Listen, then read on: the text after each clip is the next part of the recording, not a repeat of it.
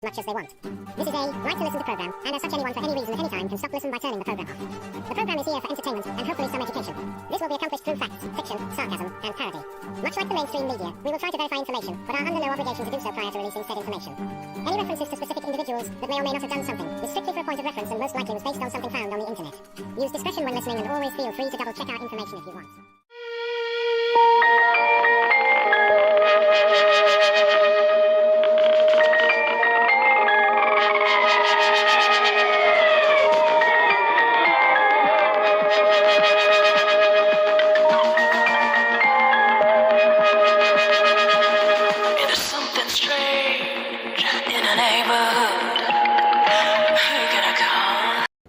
Let's talk it all. Jeff and Anvil, that's who you're going to call. Yeah. You're going to call. Yeah, I'm Jeff. And I'm Anvil, and that's who you're going to call.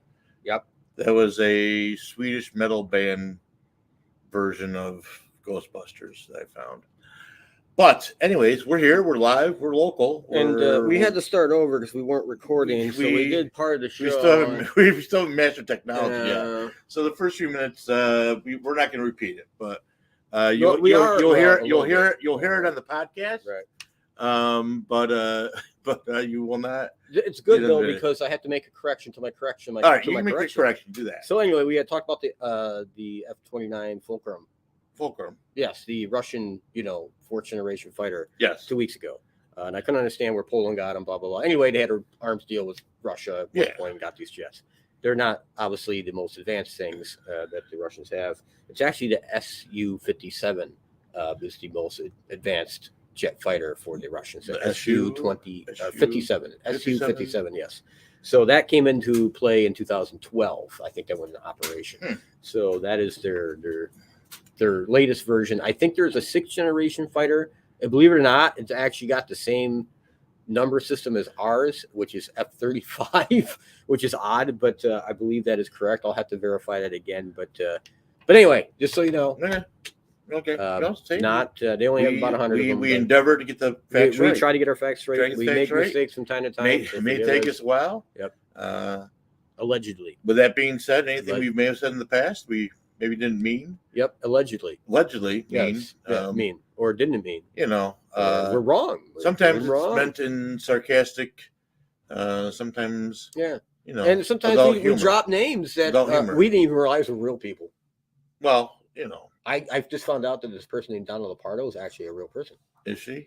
That's what I've been. I thought it was just someone you made up. I thought it was a name. I thought you made that up. But anyway, apparently she's a congresswoman or something. Yeah. Oh, on that note. So this week we talked about last week, but Jeff forgot. But this week, Jeff was kicking the ball over to my court, and we were going to talk about the paranormal and ghost hunting. Yes, and there's a few other things we're going to talk about. We're going to talk a few other things. Yeah, but we're going to. But tonight we're going to try to endeavor to keep the show under 2 hours, and we'll see how it goes. All right. Okay. Before we jump into the demons and shit, we're gonna do a real quick little update to history. Okay. So back in like a long time ago, there's this ship called the Endurance. It was a 3-masted ship. I know.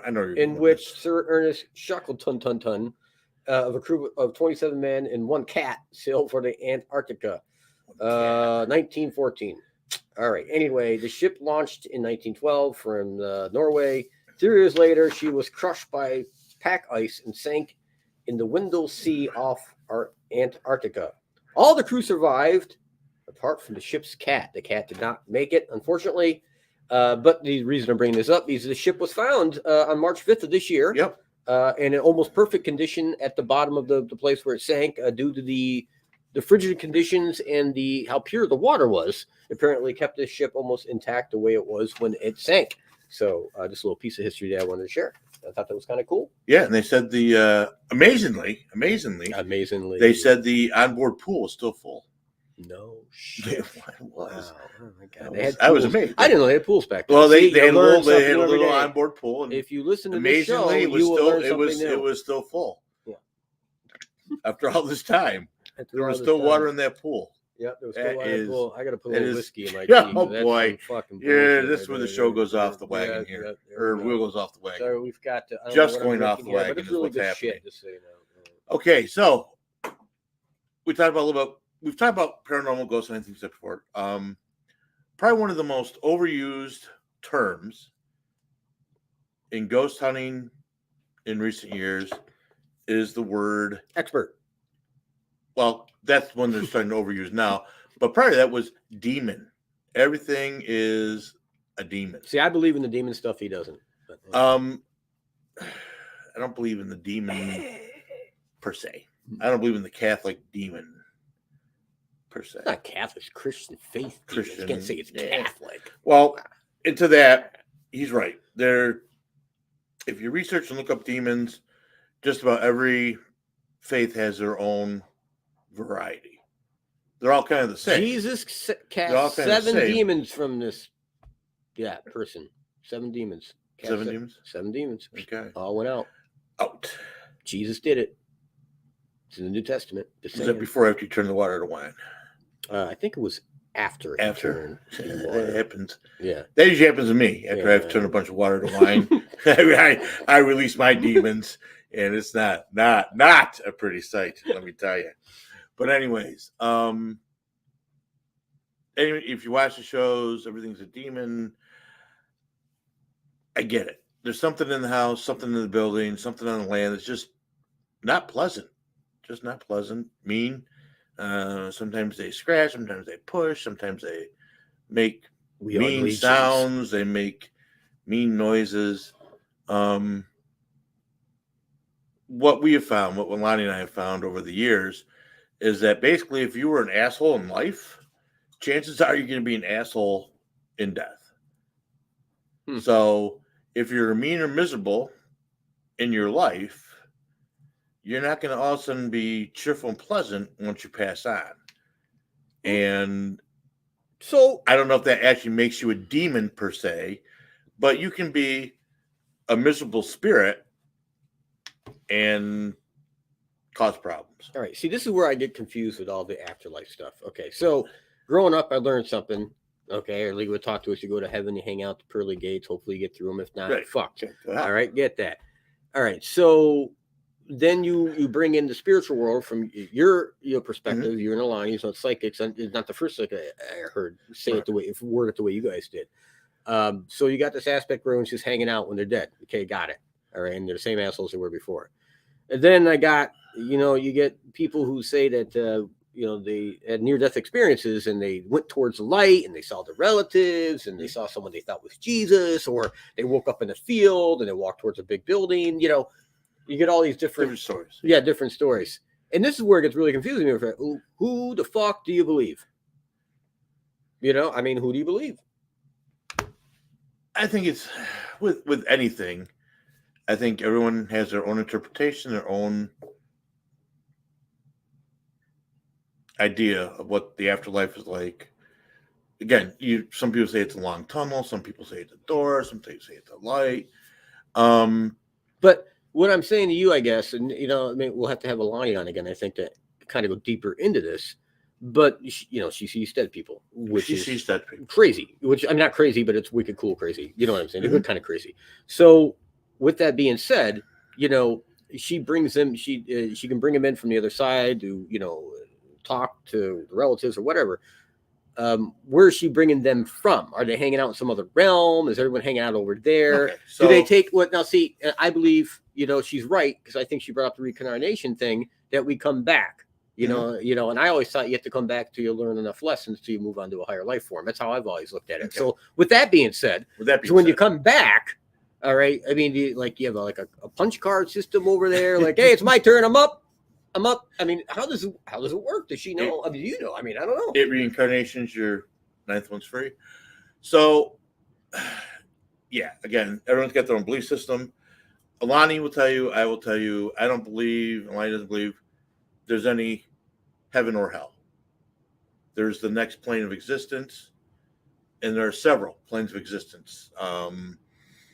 And where you go is depending on where you're at with learning what Alani calls your karmic lessons. No, I fucked up pretty well. Good. Well, I'm and that's part I'm going of back. They're sending me back to a fucking snake or a fucking owl or something. Until you've learned your karmic lessons to get to whatever plane you want to be at, right.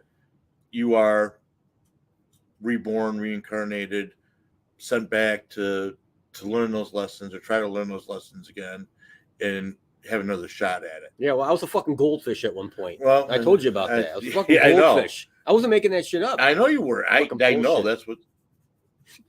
I must have did something right to jump from goldfish to where I am now. Whatever. So, Alani calls out to these planes of existence to try to get relatives and guardians and spirit guides to come through. And everything's at a different vibrational level. And you see a lot of people in the metaphysical and New Age just talk about vibration levels. Higher vibrational beings are like your angels, to put in terms for you, angels, archangels, for me. Things like that. And I know my sister would always say that there is no hell. That hell is actually the time we put in here living on Earth. Yeah, I've and then heard that before. Once we pass on, we move into the next levels and things like that. So what here's again, this is another thing. Again, we need her for this, Jeff. I mean, where's the pleasure? Like, you can't eat, so chicken wings are out. It's my favorite fucking food. My awesome salads I make are out. I can't have that. I can't eat chocolate. I can't have chocolate ice cream. Oh shit, sex. I mean, hey. I mean, what do you do over the other side? I mean, what's the entertainment value? What there's got to be something. I mean, I can't imagine if it's not. It can't be heaven. I mean, if you can't have fun. I mean, like, there's nothing enjoyable. Then what? You see what I'm saying? I'd want to come back like immediately when I got over. I'm like, oh fuck this, I'm out. I mean, like, if I'm gonna be that fucking bored with nothing to do, you can't ride ATVs. So I don't think you can't drive around in a fucking Hummer. You wouldn't be bored. I don't think you would be bored. I think you are. Almost everything on this plane of existence is a construct. It's fun. It's a lot of fun shit. Time is a construct. Eating is a construct. Down to the ass. Sex is a construct. Once you move on to the next planes, these are first thing that becomes, I believe, apparent is that time is irrelevant. Past, present, future, all kind of coexist, and you can move through each of them, like going from one room to the next. Which is why some of the psychics are able to see things into the future. Other ones can see things into the past. It's very sometimes unclear about. See, now I have a problem with this because, okay, your time is non-existent, which I get. Time is not linear. Yeah, time is there, but it's not linear. Right, man. The whole concept of time is man-made bullshit. Anyway. Right. So, getting off that for a minute and moving, well, like you said, you can go. It's not linear. You can move here, there, whatever is a spirit. Okay, and I've heard some other people say that spirits move at the speed of thought, which makes a lot of sense. Mm-hmm. Okay, so going on that, now I know if I died and I could move back in time, I'd be right, some way I'd find a way to give my old version of myself the fucking lotto numbers. Okay. I know I would find a way to do it. I know I'm supposed to be rich. Okay. I know this. So there's no way in hell that this timeline I'm on right now can be correct if I can move through time when I'm dead. You see what I'm saying? Because right now I'd have the fucking lotto numbers. We wouldn't be sitting here and be sitting in the fucking mansion doing this fucking show with some real equipment. Probably didn't phrase it right. Just saying. Moving through time is a construct of our lore. Or I'd be a sheep, and a sheep. Time is not linear. Like in Iran or Iraq or some shit like that when I have like 50 wives. Once we can get off this plane of existence, time is not linear. Time is fluid. So it wouldn't matter. Doesn't matter at that point. To go back and give yourself lotto numbers wouldn't matter at that point. It wouldn't be a concern of yours. Well, no, it'd be a concern of mine. I'd help out. I'd help out Prior Jeffy. There's no way around it. I would help out Prior Jeffy. Your concern would be looking out for your boys. Oh no, lotto if first. If you left before Heather, if I got the money, your concern would be. Well, that's what I mean. If I had the money, then they would be taken care of. So that makes perfect sense. By looking out for the kids, I'd be getting a lot of numbers to my prior self before I kick the bucket. See, that's what I'd be doing. I know. I'm just saying. I know. Okay, go ahead. I'm sorry. I'm getting They would- all train of thought here. This is why you're going to spend eternity in hell. But besides Or a fishbowl. or a fishbowl, you're going back to the fishbowl. That's for sure. You're gonna make it back. Put your ass in the koi pond in winter. So the demons, like I said, all the religions, all the different faiths have their own version of demons. They all seem to be similar. The Hindus' version of the devil is a little bit different than our version of the devil. They give it a different name. But as I was looking this stuff up, there was probably easily 160, 170 demons listed across the religions. Huh. Even though they meant different things. Like We are legions. Even the That terminology used over and over again. legions. In demon lore. Yeah. We are legion. We are legion. Yep. And you're never supposed to say the demon's name. And I know a bunch of them. I don't say them out loud. I'm not taking any chances. I've written them down before, but I'm not saying them out loud. The demons don't say their own names. No, you're not supposed to say the demon's name. No, you have power with the demons. No, Oh, you're not do. supposed to say their names. Oh, no. Once you know their name, you need to call them out and send them back. Oh no, that's not how it works. You Don't can't say their summon name. them. No, Don't summon them. Oh, Jesus. But you want their name. You want to know who the demon Now I gotta is. do all this research and You do. you let them know next. You week. do, Next because- show, you're gonna find out all about demons from me. Because okay? until you know the name of the demon in a possession, until you know the name of the demon that's doing the possessing, you can't cast them out. You have to have that piece of information. I don't think And that's you true. have to. You have.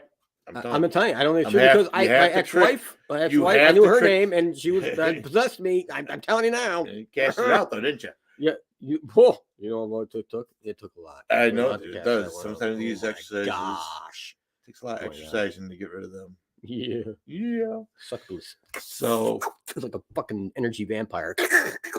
there would be a succubus. Yes. Yep. Succubus. Yep. I can't say Which is that a demon. word. Speech Which is a demon. Yeah. One of the many that they have out there. Each one does their own little thing. Oh, I tell you, I had an ex-girlfriend that was like that. She had a certain power, not just over me, but other men as well. She had a certain power. You know, like if you dig into it, Beelzebub, Lucifer, and Satan, you think they're all the same thing. They're commonly interchanged name, but each one had a different aspect of what they did in hell. Right. Satan was the main man. Well, yeah, Satan was the main man. He's the fallen angel. He's the one that started the war in heaven. Well, Lucifer. Yeah. Lucifer. Yeah, that's who Satan is. I get that. Okay. The angel Lucifer. But if you look, let me kill you. Anyways, so all these shows try to cast out the demons. Yes, they do. Either Yes. they Let's get back bring to in the a point. priest, or they sage, or clang pots, or whatever it takes. We know a priest that does this. Clang pots. No, that does the Reverend Billy. Reverend Billy. Reverend Thank Billy. you. Which I prayed with before. Reverend Billy Billy is Yeah, a very. He was at our little Paracon a few years back. Yeah, he's a good guy. That's what he does. He's fully vested in the demon thing and casting them out. And I do not think he's a fraud. I really I don't got. think he's- no, I don't think I he got is. the impression from him he was the real deal. I prayed with the man. I actually had I tried to debate him, and he was up on his stuff. So if you were giving points in the debate, I lost that one. he did. So we'll leave it at that. So are they demons from hell trying to possess you? I don't know where else demons have come from, but again, depends on your faith, depends on your belief. If you don't believe in hell, then where are these demons from? These are just evil energies, evil entities that are out there that cross the plains to infest a house, infest a person, that aren't done doing their wicked deeds, and they need a meat suit to do it, so they possess someone. It's a very, very complicated, very kind of crazy kind of world that the demonologists deal with. But the fact that the terms are just used all the time, and they're interchanged so often with things. We did an investigation up at the Hinza house, and I know we've talked about this. And the Hinza house, in the 70s, they actually brought in a priest to exorcise the house because they felt the house was possessed. Not so much people in the house, but the house itself was possessed. So they brought in a priest to do an exorcism, and ultimately it didn't take. They thought it did, but it didn't take. Fast forward 50 years, Alani and I are up there doing an investigation. We're doing some investigating stuff in the living room, and in pops this, what people probably call a demon, but it really, I don't know if it was. It was very dark, very nasty, very stinky. Sounds like a demon to me. Energy, entity. But it had been there for a long. It was very old, very old. I don't want to say maybe ancient, but we believe that it is attached to the land. That it had been there prior to the house being built. It had been there prior to the Indians getting there. It had been there for a long time, and it's nasty, and it likes to feed on people's energy. But really didn't, other than being belligerent, it doesn't want to hurt you because it needs you for the energy. But it had been there for a while, which is why we think that's why the house exorcism didn't take, because it wasn't the house that would need to be exorcised. It was this entity, and I don't think it was a Christian entity. I don't think it was Native American. I think it was an elemental, which is part of the earth, part of the surroundings.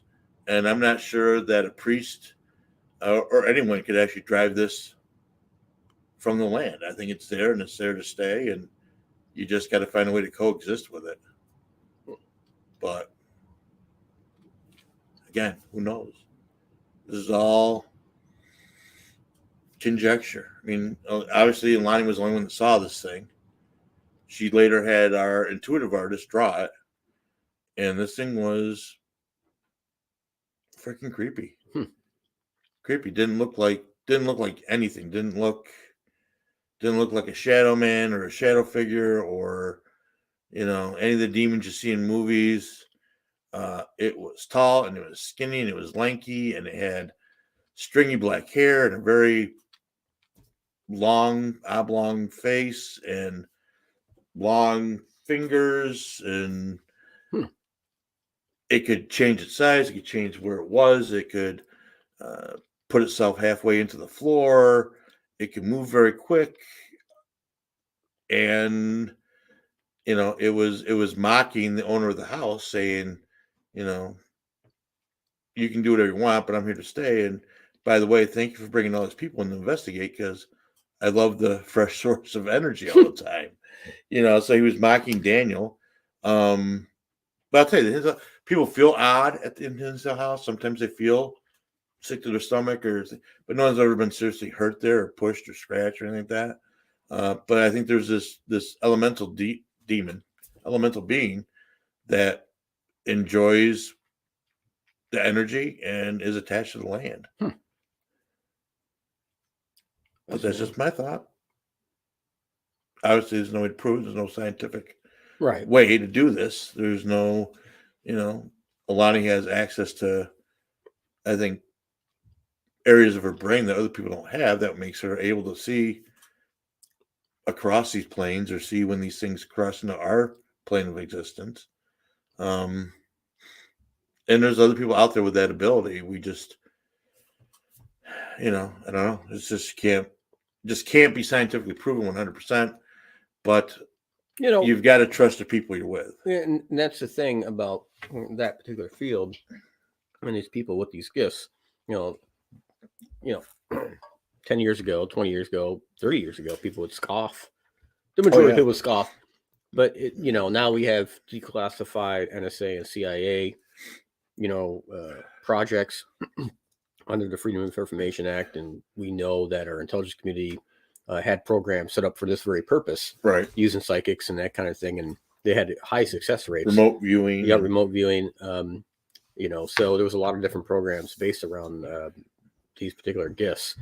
So it's a real thing. You can scoff at it if you want, but scientifically, at least from the government aspect, they tested it and it's real. So that's what it boils down to. So I mean, I've been was in it Project Looking Glass or something like that? I can't remember what it was yeah, exactly called. I think it was called Yeah, Looking Glass.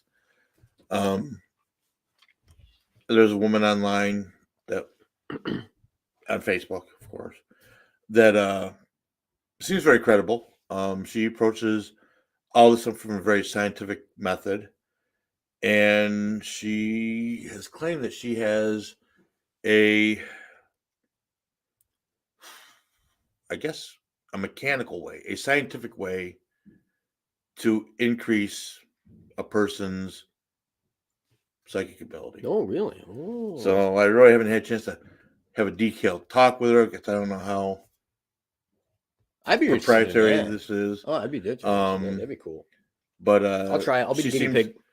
She seems like a very interesting individual, not necessarily a crackpot, but she definitely feels that the science and the sorcery can be combined and enhanced. So this is interesting. I would definitely be down to be a guinea pig for that operation.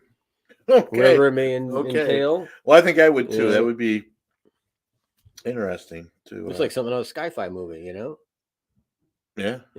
Enhance your PSI skills, PIS or PSI, whatever the fuck it's called, but kind of cool. PSI, isn't that? Is it PSI? Tower pressure? No, per square inch. Per square inch. Yeah. I knew it. Something to do with cars or some shit. Something to do with cars. Oil pressure per square inch. So just so everyone know, I mean, screaming that everything's a demon, it does good things for your ratings. Actually, that is the abbreviations, PSI, for psychic skills. Yeah. Yeah. I get it. All right. Just saying. Just fucking with you. Yeah. Just mind controlling you. Why fucking mind? I'm a little man. Yeah. Now you see, maybe do it. God damn it. It does good for ratings. Obviously, no one's going to watch paranormal shows if all they were taught to is Casper, the friendly ghost. They got to talk to Ernie, the evil entity, along with that. Ernie, the evil entity. Ernie.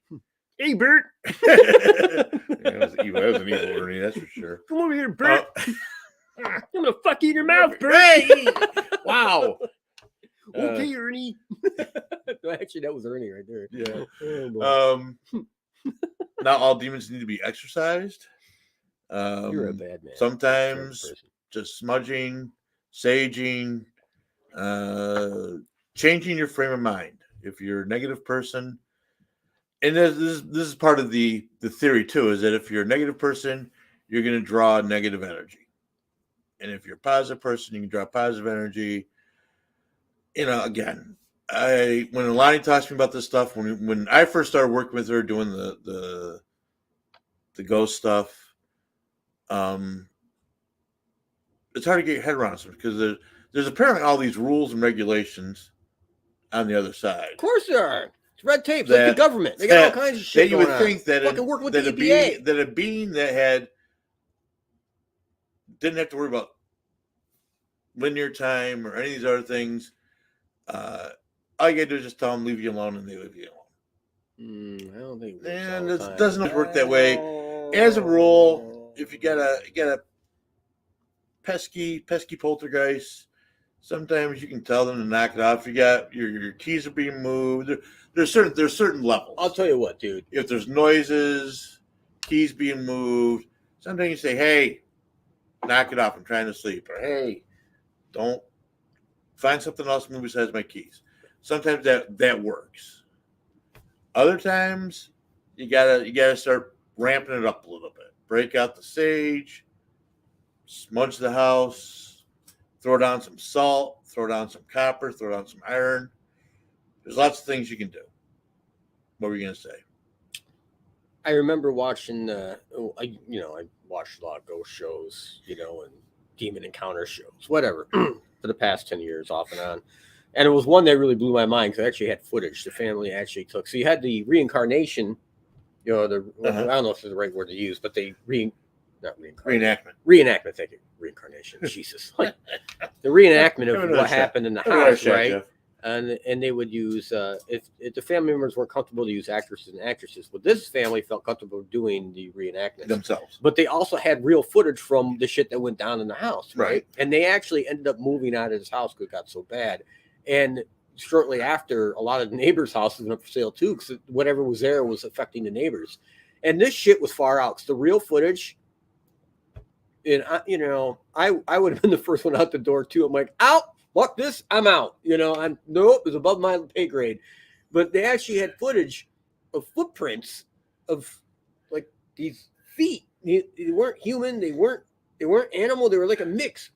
Starting at the floor and red blood too, going up the walls and across the ceiling. I mean, like this far out crazy shit. And they had footage of other things, crazy shit going on, and it blew my mind. It was one of the most trying to put yourself in their,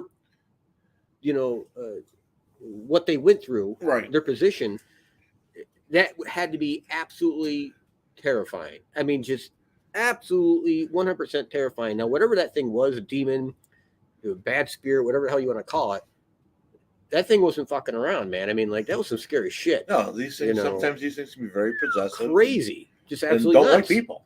Yeah. If they didn't like them when they were living, they're not going to like them when they're dead. And there's, a different set of things they can do to you once they're dead. They walk into a room and the furniture be stacked on top of each other, like within an instant. You would turn your back and bam, it'd be right. Crazy, just absolutely nuts. Just absolutely nuts. So I don't like when people tell these stories. I get it. I get it. We have a spirit here. He's very friendly. He's not mean. Everyone has seen it but me. Apparently, everybody's seen this damn thing but me, which is shocking because I've been here the longest. But he has, he's done things that I've known. There's been another spirit that comes here once in a while, and they fuck up my head on purpose. It's a nice kind of screwing around me, not mean. I know who it is. But anyway, yeah. So I don't discount that stuff anymore. Not at all. No, I mean, again, I think, you've got to, not overreact, but you need to be aware. I know at our house, there are times things go missing, and we've looked. Yep, been there. And then all of a sudden, boop, yeah, that's about it. Someplace you look 10 times right already. There. Yeah, it's right there, almost out in the open. Like, there's no way I fucking missed that. I think this might just be us being stupid, but so Alani's old car, the Avalon, we're getting ready to sell that or do something, donate to the kids or whatever. So she's cleaning it out last weekend. So about Christ, this is pre-COVID. This was 2-3 years ago.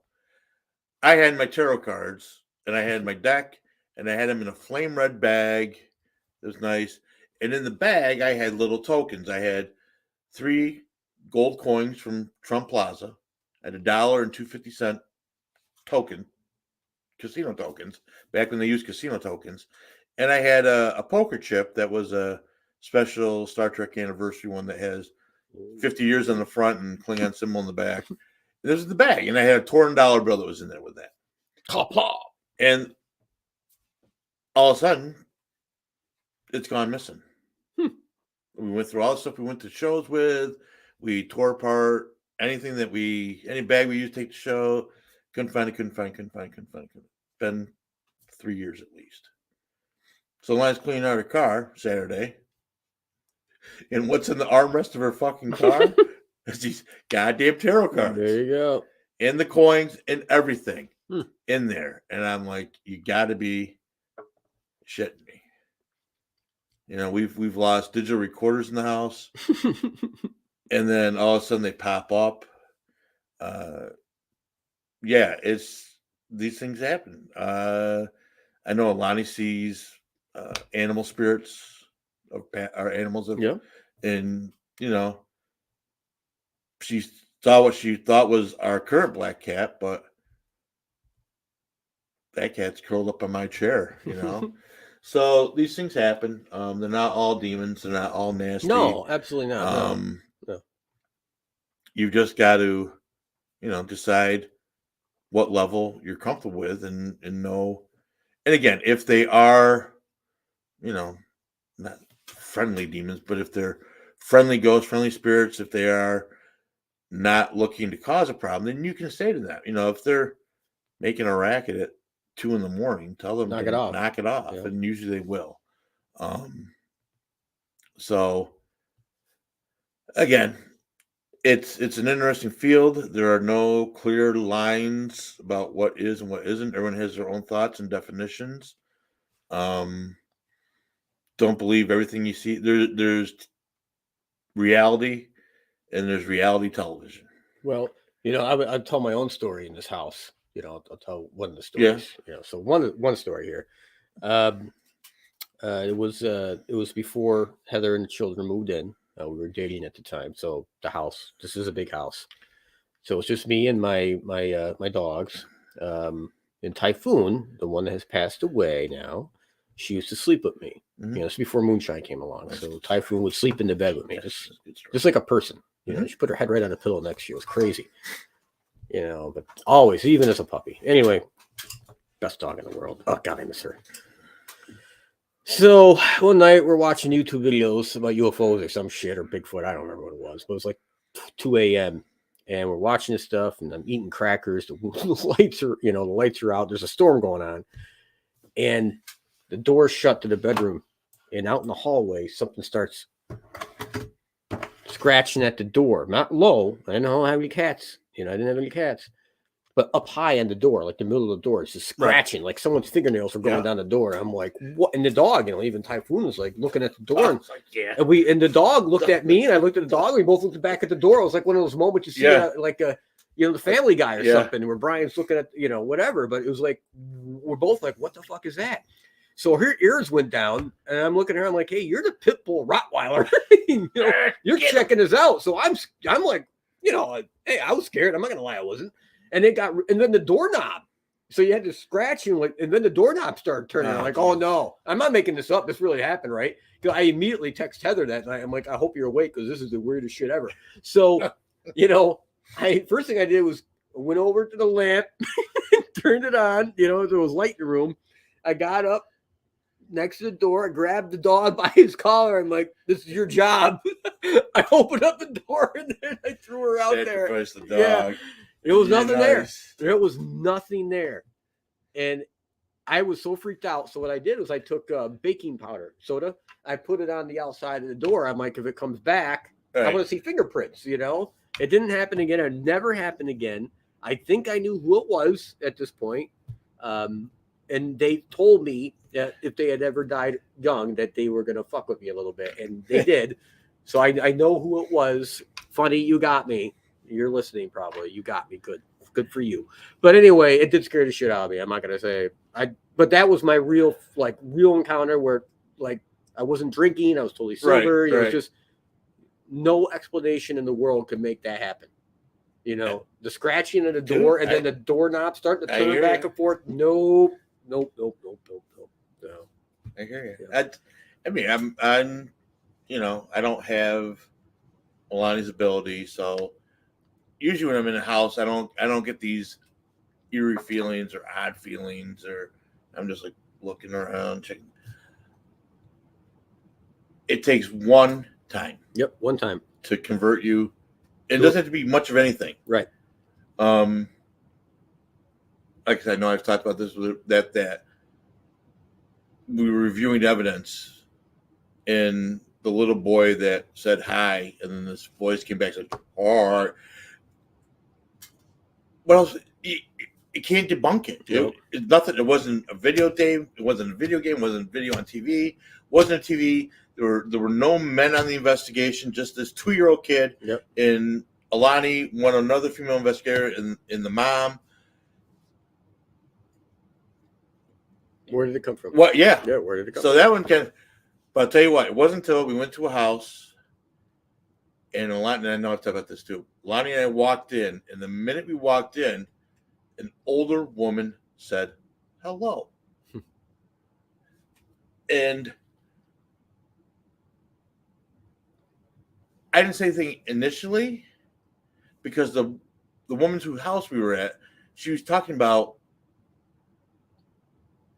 her mom had been there recently. I don't know. For whatever reason, I thought her mom was at the house too at this point. I think she was. And the woman came in. And we're like, hey, where's your mom? She goes, well, she's not here. I'm like, well, what do you mean she's not here? Someone greeted us when we walked in. She goes, no, I'm no one here today. I'm like, do you have, at this point, I'm like, do you have an Alexa or, one of the AI, Siri or whatever? And she goes, no. Well, she goes, we do, but it's turned off. And Alexa doesn't sound like I've heard Alexa. This was an older woman saying hello. And Alana and I looked at each other, and I go, I heard it. And Alana goes, did you? I said, I'm telling you, I heard it. She goes, so did I. Crazy that you would even clear as a bell. Clear as a bell. No one else is in there but me and Alani, and an older woman says, hello. I'm like, hi. The fuck, my dude. Anyways, it was another incident. There's a couple incidents in this house over the years. I brought this up with Alani once, and I don't think she really understood what I was getting at. To kind of revisit with her, but I have been woken up so more times I can literally probably count this point in the 20 years I've lived here, of a female. It's almost always a female yelling my name into my ear. Jeff, like that. Like it's definitely a VMO voice. It's been going on forever. And I immediately wake up. I'm like, what the, and I'm looking around. There's nobody in this when I was single, and there was nobody in the house. Even when I was married, it happened. That never could explain that. It drove me nuts to this day. It hasn't happened. It probably hasn't happened in a good year and a half. But another incident I remember. I was in bed one night, and I woke up. Like when it's like you're half awake, you wake up and you're kind of looking around, and the covers weren't on me. They were coming up. Right. I can't explain it. Coming up, and it got on me, and then the light. I had left the light on. The light turned off by itself. It was the craziest shit. And I woke up in the morning going, it was just crazy. I'm like, did that really happen? Did I imagine that? It was stuff like that. Little stuff like that will happen. This house has definitely got something. And again, it's not bad. Whatever's here, it's not bad. It's not, he's pissed off about the backyard. Remember, Alani said that. And now what's funny about this, Heather has this thing every spring and every fall, she gets worked up over the backyard. I got to go out to the backyard. I got to work. I'm like, who gives a fuck about the backyard? But when I remember Alani came here and she's like, yeah, there's an old man over there and he's really not happy about the backyard, or however she worded it. And then it all clicked in my mind why Heather gets up, because she's very sensitive too. Oh, she's super sensitive. She's got an ability. Yeah. It's not developed, but she's getting really into tarot cards. She's getting really good at it, but she definitely has an ability. There's no doubt about it. And she gets like, I got to get the backyard done. And she just spend days out there just wasting her time as far as I'm concerned. But it has something to do with that spirit. She's picking it up. She's definitely picking it up. So anyway, those are kind of things that you get. Like I said, and we really should get in line for one of the programs. It's a generational thing too. It may not be dad or grandpa. It may be great grandpa. Right. Or it may be a great uncle. Yep. When Alani does her evening messages, she doesn't always get a direct relative. You've been to them. Yep. She's describing someone's uncle or great uncle or, but she finds that something that ties it in, either a phrase or a thing that they used to do or a thing they used to like. And, so. Well, and this happened with me with Phil Jordan. I was at a house party and Phil Jordan was there, and he goes around, does 10 minutes each person or whatever the hell he does. And he got to me and he brought up, there's a like Eastern European woman, she's Ukrainian or Russian or something like that, or, Polish, Slovak, something like that. He said, And she used to take you. She's around you all the time, and I smell. It was like some kind of rose or some kind of flowers. I remember what he said. I wrote it down, but anyway. And she used to take you to Easter Mass at the Russian Orthodox Church. And she didn't speak a lot. She spoke very broken English. And I'm like, what the fuck are you talking about? You know, I guess I was a little boy. Right. You know, yeah. So I didn't know what the hell he's talking about. I'm like, I figured he just missed it. He read somebody else in the room and just got me mixed up with somebody else, whatever. So I blew it off. Next couple of days later, I called my mom and we were talking. I'm like, oh yeah, hey, I went to this house party with Phil Jordan, and he goes, is it the strangest thing? And I told my mom what he said, and she goes, oh, gee whiz, that was your great grandmother on your father's side. You know, that was Bobshi, and she used to take you to the Easter Mass, and you know, and it would be the Russian Orthodox Church, and you know, all the stuff. Yeah. You know, I mean, like, and she probably spoke any English, and you know, it was like Ukrainian and Russian, and I'm like, oh my god, what? You know, I'm like, how does someone know that kind of stuff? You know, how and the flowers she described. Well, she had a special flower that she would take to the priest to have blessed. I mean, like, my mom knew all these little details. You know, unless Phil Jordan was hanging out with my mom before, there's no way Phil Jordan would know that. No, there's no way. You know, so you can't cold read that. You can't. You're not getting that information by asking leading questions, or you know. And Phil Jordan said something too. When he said, you know, you're gonna down the road, you're gonna build a house, or you're gonna buy a different house. Something with a house is gonna be a different house. And this had to be 15 years ago now. And Alani brought it up, you know, a couple times, you know, about a different house for me. So who knows? Yeah, right. 2 different psychic saws. I hope they're right, because I don't want to be here much longer. Anyway, so I think the point we were talking about tonight, what I was wanting to, is that the shows are fun to watch. Don't buy into everything that they're showing you. If you're going to go out and do this stuff in the paranormal field, get with someone that knows get with a group or a team that know what they're doing to kind of lead you on how to do it properly before you start going off on your own. And just, you know, you always got to go in with at least a skeptical eye on what's going on and see what happens. You know, and that's a good point, because when I first started doing ghost hunting, Let's Talk Ghost. Yes. I was on that team. And I had watched a lot of, I love Paranormal State out of Penn State. I love that goddamn show. Anyway, long story short, so he would get, you know, in the show, he'd get very vocal with some of the bad stuff. Oh, yeah. You know? So I like, I'm going to try that. So you were in the investigation. I was. Yeah, and I was going off in this house, man. I was going off on the spirit. So I'm like, come on, I'll take you on. Anytime you want to go, come on, push me, come on. You know, I was just egging them on. And the other investigators on the team weren't really happy with my behavior. They were, you know what I'm saying? They weren't. They're like, this is how we do things. And again, blah, blah, blah. That's not your fault. They should have. Right. I mean, I'm not criticizing them. No, you can't. I mean, right. They should have. It was my first investigation. But brought you into it a little more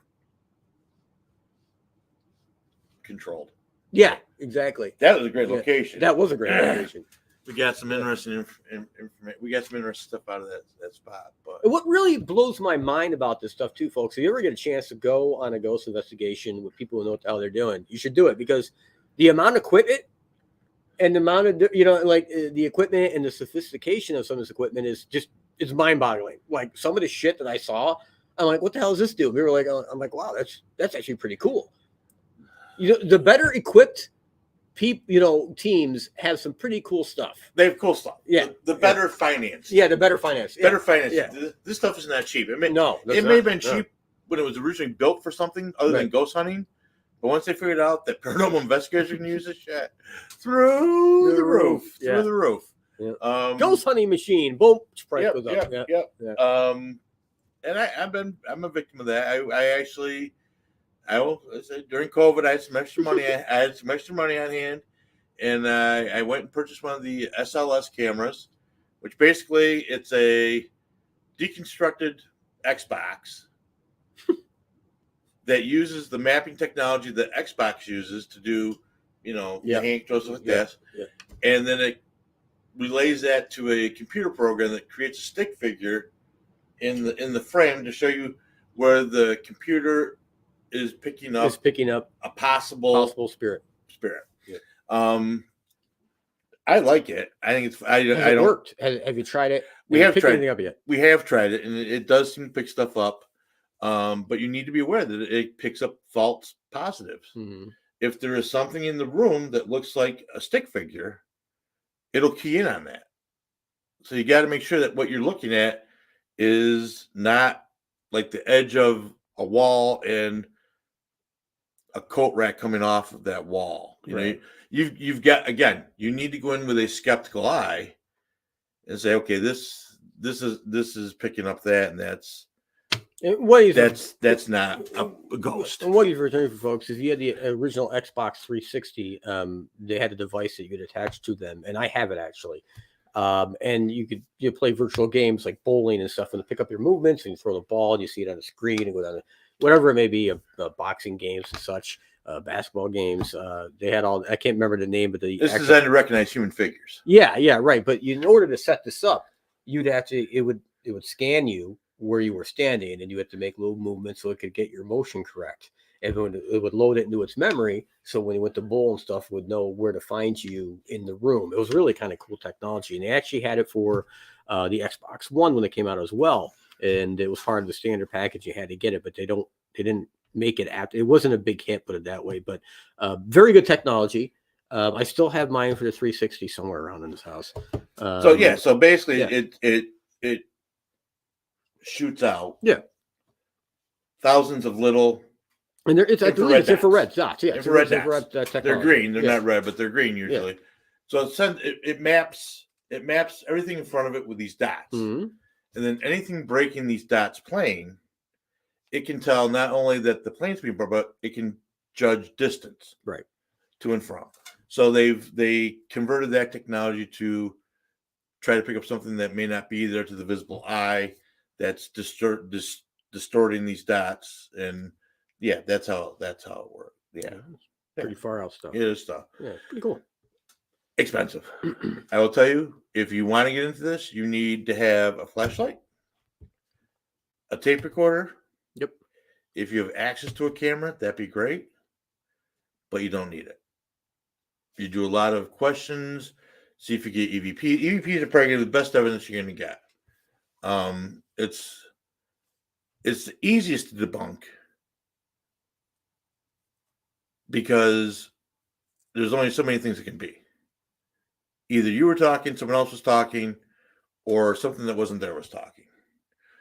Photographic evidence, there's blurs and flares and orbs, the dust and bugs, and your hand moved a little bit, or the shutter speed wasn't quite right, and there's so many things that make a photo so easy to be discredited. Yep. And easy to debunk, whether it's real or not. They debunk it, but even the debunking may not be right. EVP, either you made the noise or something else in that room made the noise.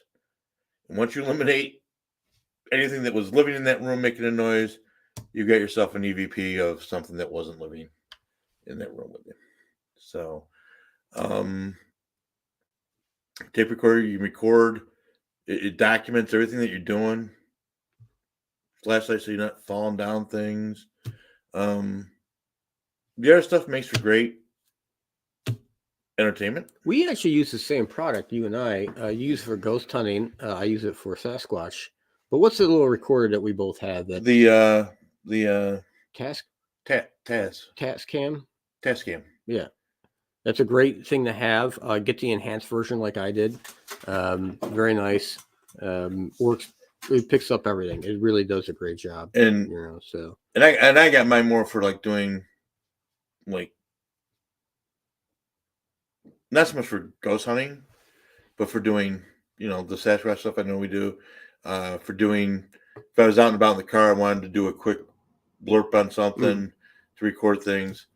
And again, this is my theory. I think the more sophisticated a piece of electronic the more sophisticated an audio recorder is, because it eliminates noises and things like that out of it, I think it eliminates sometimes the noises that we're trying to capture. That's an interesting point, because I remember listening to Art Bell many years ago, and this is when the digital technology was starting to come out. And at that time, I remember this larger ghost hunting team was on the show, and they were playing a bunch of recordings they got, and they still stuck to the tape. And they said they were getting better results with the old tape than they were with the digital stuff. Right. So I don't know if you heard that before, but I found that very interesting. So I think you get more. The recorder's now designed to eliminate extraneous noise, so I'm very comfortable sticking with older recorders, still digital, but they're older than that.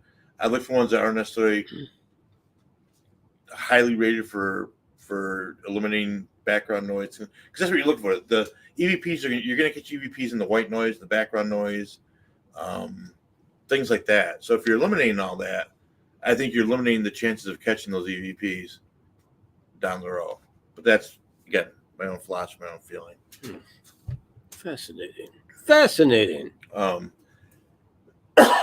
So that's all I'm going to say about this for now. I want to do a shot. I mean, I know you're three. What would you like to do? I know you're 3 ahead of me, but I'll take whatever you got. Well, what do you want? I don't care. Give me Craig. Elijah Craig. This is what we're doing tonight, folks. This is good stuff.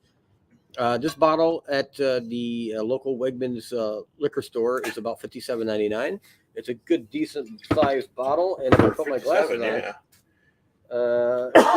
is. I can't see how many liters it is, but anyway, it's a big bottle. So, well worth it. Dun-dun-dun. Who are we gonna toast tonight? Who are we gonna toast, man? We gotta toast somebody. Geez, I'm gonna give a toast to Joe Biden. Actually, I think we should Joe Biden, and I'm gonna explain why before we do the toast. Joe Biden, because he's doing the absolute right thing by not engaging in a no-fly zone. We're going to talk about this next. This would definitely lead to World War III, just so you know. No-fly zone, we all end up in a vapor. Okay, good. Joe Biden. Thank you very much.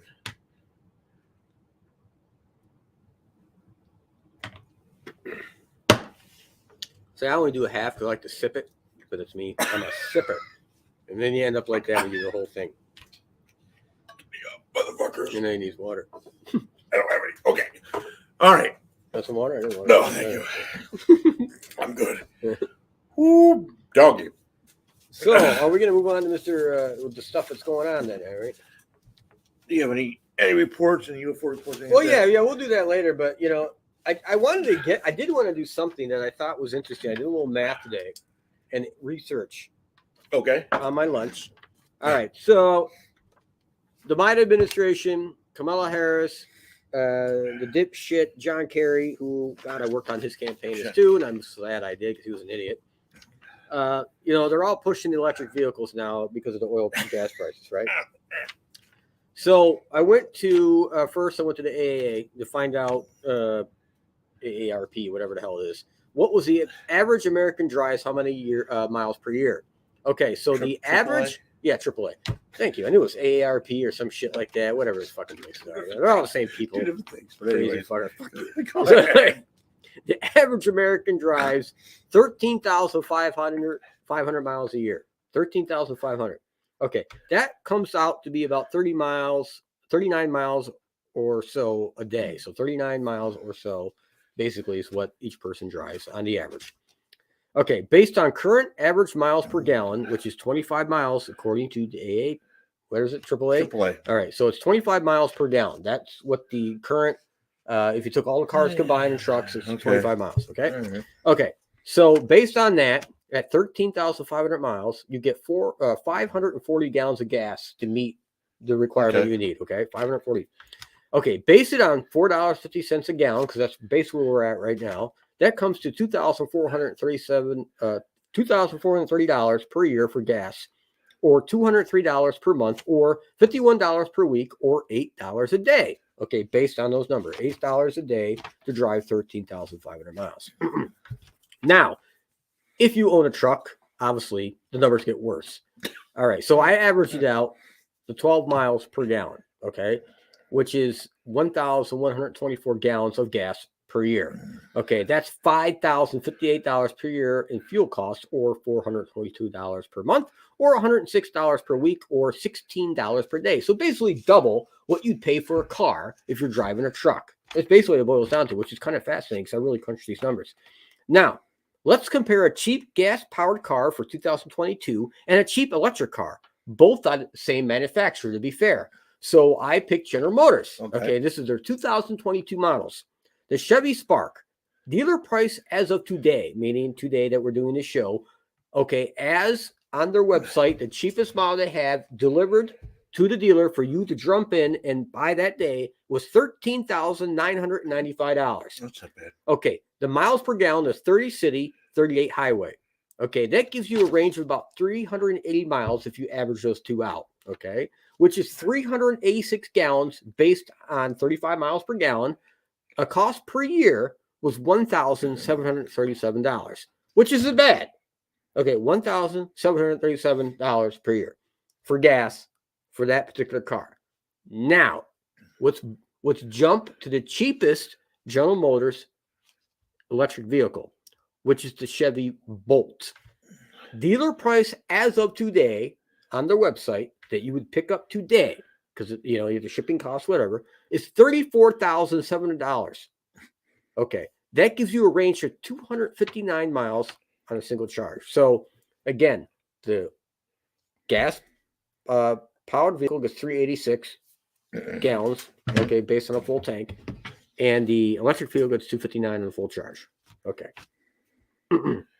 The average loan, by the way, I got this from the banking industry.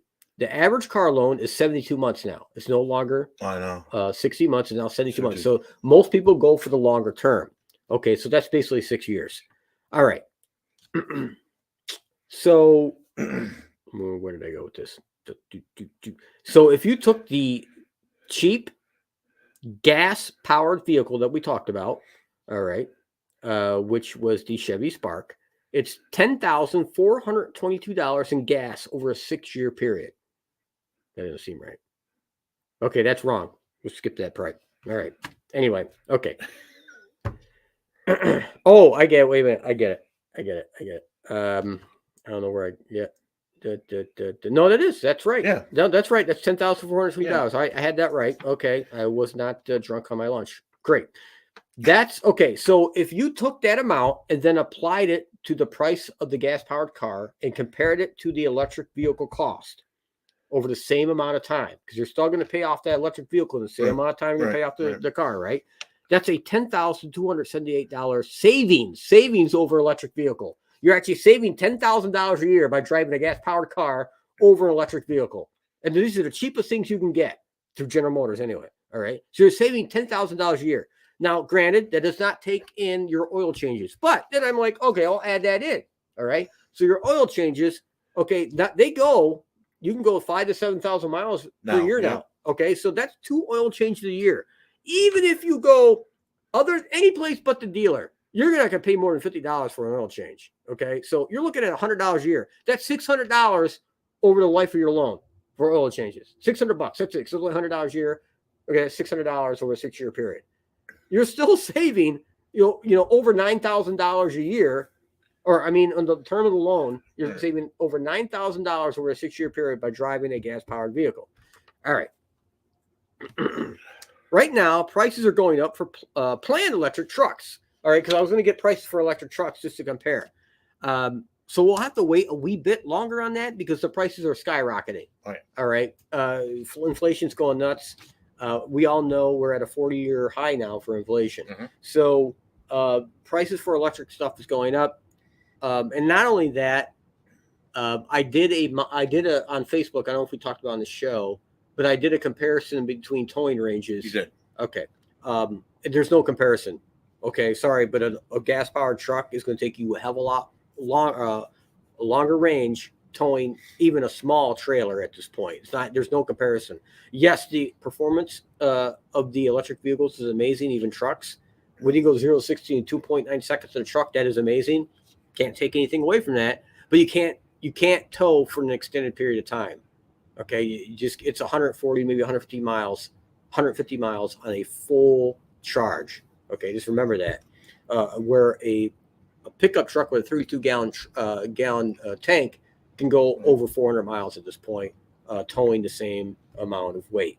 Big difference. Big difference. Now, I did not factor in rebates for taxes for electric cars, simply because I found a shitload, just to make it easy, of variants. But the total max I could find was $7,000, which still brings you in much cheaper on a gas-powered car. Yeah. All right, so you still, even at the ridiculous price, and I actually added 20 cents, or well, almost 20 cents, to what a gallon of gas is right now. It's still cheaper to buy a gas-powered car. Sorry, but it is. So this idea that we can go electric and this is going to solve our problems is bullshit. You're still going to be paying more. Yeah, in the electric's long not run. solving our problem. No. So electric is costs more. I proved it with the numbers. There's no doubt about it. You can do your own research and prove it. Not only that, but even electric cars are made 90% out of petroleum products. Okay, so you may think you're doing a smaller footprint, but you're really not, because all the plastics in the car, all the pieces of the equipment that include plastics for the exterior as well, are all made from petroleum products. So you're not really reducing the carbon footprint. You're increasing it. You're increasing it. So the tires. Sorry, the tires. I'm sorry, but that's factual data that you're driving on. Yeah. So that brings us into and there's another March of 2022. There's another benefit of this too. As an oil-based vehicle that you're driving, most of them now are ultra-low emission vehicles anyway, and a lot of people don't get that. What that means we've gotten so good with technology and combustion. Okay, the carbon footprint of these cars is so low; they're called ultra-low emissions vehicles. Okay, which is amazing. Sure, you have a zero on electric, but you're already almost there anyway with the combustion chamber motors.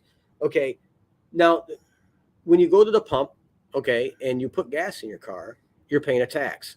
That tax money, federal and state, is used to repair roads and bridges. Okay, when you go all electric, you don't have that anymore. Those taxes are gone. So we need to factor in how the hell we're going to pay for all this shit. Okay, not yet. No, but you need to factor it in. No. If you go all electric, how do you pay for all this other stuff? Because you took that tax away. See, these are the things that people need to start thinking about. Like, electric's a great idea, but it's not.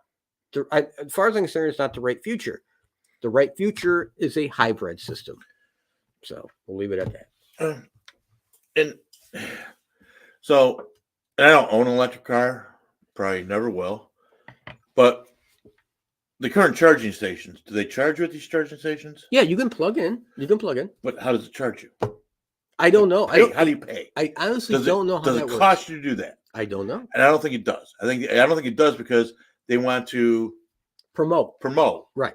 It's like, but that will change. It's like when you go into a neighborhood, you give away your drugs for free initially. Right. Yeah, that's right. You get them hooked, and then you bring in the prices. Yes. But eventually, they're going to want to start charging. Yeah, they're going to make money. They want to make money. You can't have a convenience store sitting there and making no money off the electricity that they're paying for. Right.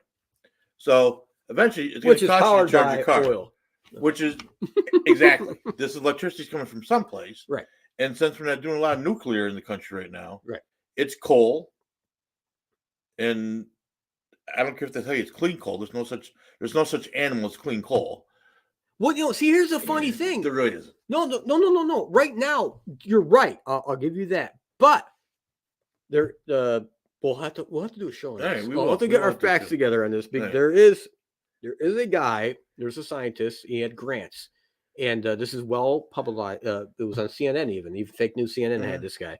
But regardless, they came up with a technology through these grants to actually convert even existing coal to a 90% reduction in their emissions. When they make the power from it. It's expensive. It's not cheap. Okay, I'm not going to say it's cheap, but the pretend the technology doesn't exist is wrong. We do have the technology. These things can be converted, but since coal is considered dirty, there's a war on coal. Right. And I'm sorry, again, I'm a libertarian. I'm more of an independent, even as a libertarian at this point, because I don't believe everything libertarians believe. But regardless, it's the Democrats waging this war, they want wind power, they want solar power. I'm sorry, but that's just not enough to meet America's needs, and it's not. And anyone that does even a little bit of research will understand that we cannot meet our energy needs by going with wind and solar alone. It's just not possible. And it irritates the hell out of me to see these people in Congress that were bartenders pretending to know what the fuck they're talking about. It irritates me. You do a little research before you open your mouth. So, at least I do a little research before I open my mouth. Well, I expect people in Congress and the Senate to do more than I'm doing. They know. Or if they're not doing it, have their staff doing it. Don't spin what they're researching to your benefit because you're pushing an agenda. Give out the factual data. Like, here's the big thing. Biden was on Tuesday night. He went live. Did he? And yeah, or not Tuesday night, it was Tuesday morning around 10:30, 11 o'clock in the morning. And he was talking about banning Russian oil. All right. Now, I posted on Facebook, Yes, I think you did. It was the 6th, the Russian prices of oil per gallon. And I made sure I did a conversion correctly. After the sanctions, in Russia, for 1 gallon of gas, after the sanctions, everybody, this is an important fact. It was $1.80 a gallon. $1.80 a gallon. We're paying over $4 a gallon at the same time. Literally after the sanctions. This is a fact. Now, even though they do in liters, it's easy to convert to gallon price. Right. It's $1.80 a gallon in Russia for what would be equivalent of 87 octane. Now, what irritates the fuck out of me is people don't understand why Russian oil could be, or gas price would be so cheap. It's because they're energy independent. They pump and drill their own and refine their own oil. That's what we should be doing. This is simple math. It's not even hard math. I don't understand why people have such a fucking hard time putting their mind around it. Biden said, that morning that we're going to ban this and it's going to hurt us. Okay, I get that.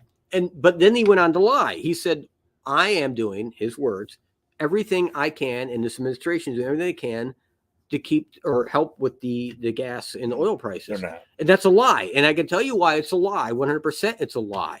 All right. And this is factual data that you can check yourselves. Sure, it's true. The Biden administration has provided more sign-offs on land leases, for possible oil pumping. But this is where the EPA comes in, folks. The actual permits to allow to drill on that land, at a all-time low, and the actual permits to build roads to get where you need to drill on the land are also at an all-time low. So it gives them the ability to say, hey, we've leased more than any other administration, but they're not telling you the whole truth where, oh, by the way, we're not allowing the permits to actually drill and actually build the roads to get to the oil that we need. So they lied through their teeth. That's a fact. Right. So, yes. So when Jen Psaki, whatever her name is, I think they call it Peppermint Patty because she got that red hair like Peppermint Patty, says, well, there's 9,000 leases available. Ask the oil company why they're not acting on them. Well, it's because there's red tape. Yes. And so much red tape that they can't act on it. They can't act on them. So she is correct by saying that those leases are available, right? But they're not giving you the whole story. Point in case, anyone that's been watching the news, Ron DeSantis in Florida, there's a big thing going on in Florida now with a bill. I don't know if you've been hearing about this. That is basically, the bill says we will not subject our children K through 3, kindergarten through 3rd grade, to any kind of sexual orientation, sexual education, K through 3, kindergarten, 5, 6, 7, maybe 8. Right. Depends on how smart the kid is. They immediately jumped all over this and said they're calling the no say no gay say gay, Right. not say gay, whatever. Well, whatever the hell. Say gay. Say gay bill. No, Right. no say gay bill. No say gay. Right. No say gay bill. Well, nowhere in the bill is gay mentioned. Nope. Transgender. Nope. This is all sexual discussions. Yep. This is all heterosexual. Everything's off. Everything's off the board. Yeah. And they're freaking out about it. And some snot-nosed reporter tried to get up in his grill about it at a press conference, and DeSantis just lit into him. Yep. So that's not what it said. It doesn't say that. And the reporter told the reporter, well, you tell me what's in the bill then. Yeah. You obviously know. You tell me what's in the bill. Yeah. The guy couldn't say what's in the bill because the guy has a right idea, doesn't know. He doesn't know. He just knows the talking points. Yeah. That's what they're doing. They're taking the most. This is, and we've talked about this. This is like when you get data to do polls and stuff. You can make a set of data say anything you want to say. Just depends on how you spin it, how you present it. Not to give. I know there was one poll done with Biden, and I agree. And it said that something like 71. He only had 41% most favorable something out of his State of the Union thing. Well, granted, if you go to the extreme, and usually the polls are most liked, didn't care, didn't like, really hated. So if you go to the extreme, if you just look at the extreme data, then it gives you this one number. But if you look at the extreme data, if you look at all the liked data, it gives you a whole different number. So it all depends what you want to use. Well, yeah, and that's the thing. You see the polls that came out. I go on to realpolitics.com every day, and I check the poll because we usually have polls every 2 or 3 days to come out. And, I've gotten to identify which ones are bullshit. Like anything with CNN or ABC with their hand in it, it's all fucked up. So, but they always have these like, oh, he's at 41 or 42% approval. And then the disapproval is usually like maybe 49, 50% the worst. I'm like, well, those numbers don't add up. They don't add up. They don't add up. Even in the more the polls that are more reliable are the ones where he's at 38%, and then you've got a much higher, almost 60% disapproval. Those are the ones you got to look at because those are correct. Look, anyone in the fucking with an IQ knows he's not over 40%. There's no fucking way. There's no way he's over 40%. You can talk to a very Democratic area and he's not popular. All right. So right. He's not over 40%. Yeah. So you're right. The polls, again, more bullshit. And to go back, to the oil, we were talking about and the drilling and not drilling and, what permits available, some reason, we went with our hat in our hand. This is why I rolled a hat tonight. Please, Saudi Arabia and OPEC, please pump more oil because we're fucked. That's what we did. Right. And we went to Venezuela too. Okay. Say, hey, even though they're fucked up, please pump more oil. Now, here, what's what? No, wait, let me finish. Let me finish. You can get in a minute. This is important. Okay. Because this goes to the environmentalist. All right. Do you really think those countries give a flying fuck about the environment when they're pumping oil? The way we do. In America, we have standards, and we meet those standards, and we do it cleanly as we possibly can. They do not. They don't give a fuck. So you think you're saving the planet by not allowing us to pump more oil here. You're actually fucking it up more because you're letting these other companies who are going to buy more oil from these companies who don't give a fuck about the environment. How fucking stupid are you people? You say you're green. You're not green. You're fucking stupid. Okay. Okay. So that brings me to some of the stuff I was saying throughout the week. I don't know if you caught any of my posts on the road. when I was driving home from work, when I've had all day to think about these things. So the first thing I talked about earlier this week was our biggest problem is instead of us doing what's right, we do what we feel is right. Right.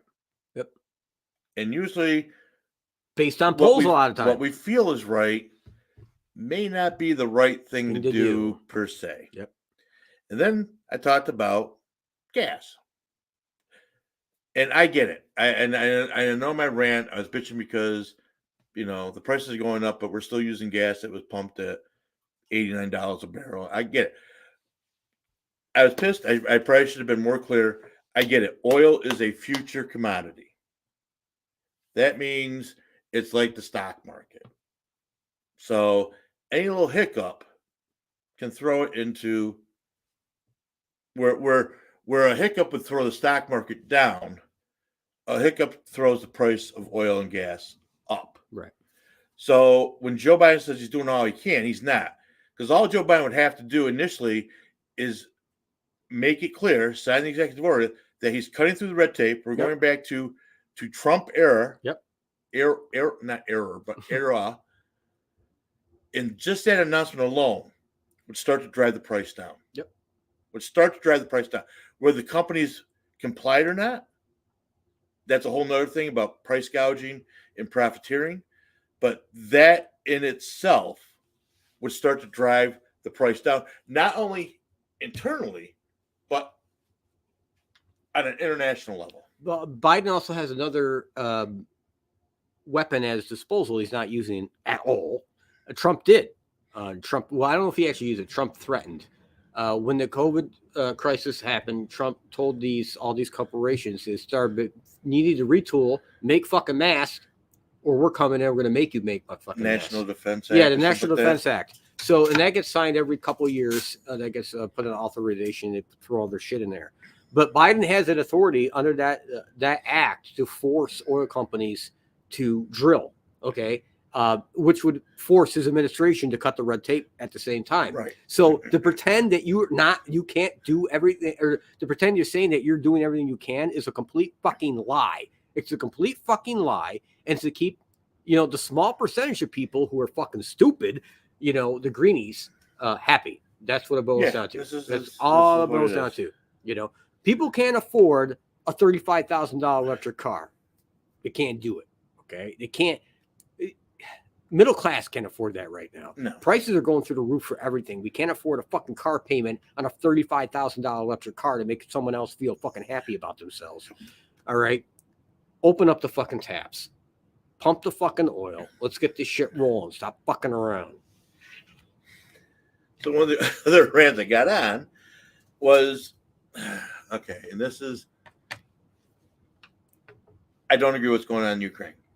No one does. I absolutely do not agree with what's going on But in there's Ukraine. two sides of that. I know there's. We'll get to that.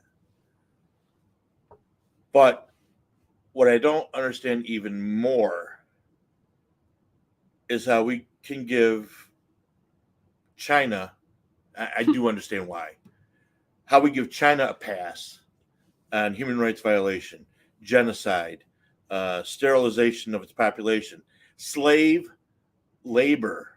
We give China a pass on all this, but we're all up in Putin's shit because he's committed an aggression against the Ukrainian people, and they're saying that he's causing genocide there. And again, I'm not saying Putin's right in this. No. And I get why we give China a pass. But this is, again, we need to stop doing what we feel is right and start doing what's right.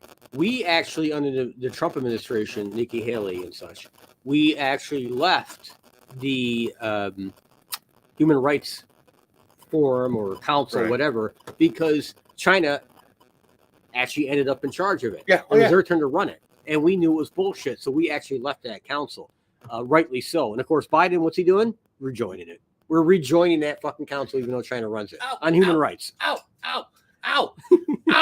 So, yeah, and let me. Okay, so, and I would forget this. So, we're boycotting Russia. Yep. We're not talking to Russia. We're not letting them watch Netflix. No. We're not gonna buy their oil. And now they're giving us Watch Russian now they're giving porn. us that we only buy 1% of the oil from Russia. Right. Really, I find that hard to believe that we're freaking out over just 1% of the oil that we purchase. Well, okay, again, that's debatable too. I've seen from 1% to 5%. So Okay, it's so in that anyway. range. What's in that range? So because Iran won't talk to us. Right. And Russia's mediating. Yes. Russia's mediating. Who's negotiating for us? Russia. Our enemy, right. our arch enemy that we are boycotting and trying to drive out of existence is negotiating our fucking position with the Ukraine, or not Ukraine, the Iranians. With the Iranians. That's like fucking Biden saying the wrong country. Well, it's a shot. That's y'all fucked up. and I don't. And why would we? If they won't talk to us, fine. You know what? We cancel the deal anyways. You want to develop your nuclear program? Go ahead, see what the fuck happens. Well, so I will tell you, Saudi Arabia and Israel will unite on this problem. Yeah, Israel's going to bomb the shit out of you. And they will fuck the shit out of you because you got the Saudis just as nervous as the Israelis with your nuclear problem. Yeah, and I made this prediction. It's on our website. I made Israel will hit Iran. There is no way Israel is going to allow Iran to have nuclear weapons. No, not going to happen. So even though we're allowing the Russians to negotiate for us, even though we just put all these sanctions on them, this is still going. I'm not even making this up, folks. No. You can't make this shit up. It's insanity at the best. This is a vote again, people. Voting has consequences. Okay, you got to be informed. You can't, just because you hate someone doesn't mean they're not doing at least an adequate job. And Trump, as much as you hated him, he did at least an adequate job. I disagree with him on many things. Oh yeah, but by far, he blew every president prior out of the fucking water, except for Ronald Reagan, in my opinion. Okay, by far. We don't mean like Lewinsky. Yeah, exactly. Haha, very good. That was a good play on words. Okay, anyways, Biden, and I warned about this, was leading us into darkness, and his administration is by far, he will be forced out in November or December. As soon as the elections are over and the Democrats get destroyed, and they are going to get destroyed. It's not going to be even close now. They're going to get totally annihilated. Biden will be forced to resign. It will be because of health reasons, but behind closed doors, it's because the Democrats told him, you need to go. And that's what's going to happen. Kamala Harris, unfortunately, probably will be president for a short time, but it will be for a short time. So I made this prediction many times. It is going to happen. I guarantee you. I was wrong about one prediction. I did say that the North Korean leader would be gone in February of this year. Yeah, I was wrong about that. He is still around. He is still around. So I do apologize. I'm not always right. I thought for sure my little psychic predictions would come true. I was off by this one. Inflation, Jeff. Where are we at with inflation? 40-year high officially. 40-year high. 40-year high for food. Yes. And is it everything? No, it's it's a 4-year high for everything. If you combine everything, it's 4-year high. And a lot of times, what causes inflation besides Putin? There's other factors here. Is it the fact that we've been spending money? Yeah, we don't like have drunken sailors that we don't have. Right. So we're just printing it. And we keep printing money. So what happens is, okay, if you have 10 of something, right? Yeah. Okay, it's worth a certain amount. If you have 20 of something, it's worth less because there's more of it. And this is what I don't understand, what people don't understand about when we print money. It's called quantum easing, by the way, what the Federal Reserve calls it, or the government. Obama did it like 10 times. It's called quantum easing. So they would basically say, they would go to the Treasury and say, hey, we need more money. The Treasury would go to Federal Reserve and say, hey, we need more money. And the Federal Reserve, okay, we'll tell the Treasury to print more money and then sell it to us. So then the Treasury prints the money, sells it to the Federal Reserve, which is even a national agency, by the way. It would seem more, even called a national, or it's called the Federal Reserve. It's not a federal agency. It's even more fucked up.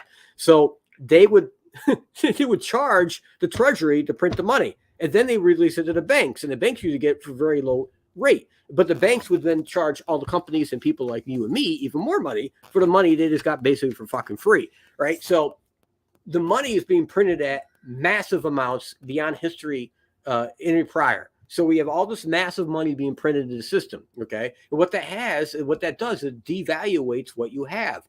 So you have more of something, devaluates what you already had. So that drives down the value of the dollar, all right? Which makes inflation worse because you're paying more for something, right? but with less amount, even though you have more of it. So quantity easing's bad. Keeping that in mind, right? What did they do last night? What did they do last night? I don't know what they did last night. They passed a 1.5 trillion. Oh my God!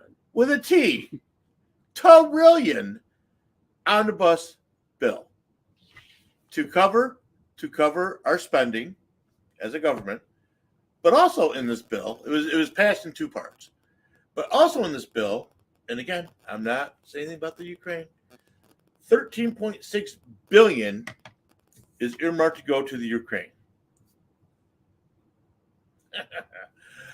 The bill also includes funding for border security. Not our borders. No. But 8 other foreign countries. And I said, well, okay. Because I'm thinking it's like Poland. Right. And the ones around. Right, Ukraine. right, Russia. Right. No, it's not. It's countries that are in the Middle East. And these are countries that have all kinds of effing money. Yep, because they're pumping oil. And we're sending them more money to secure their borders.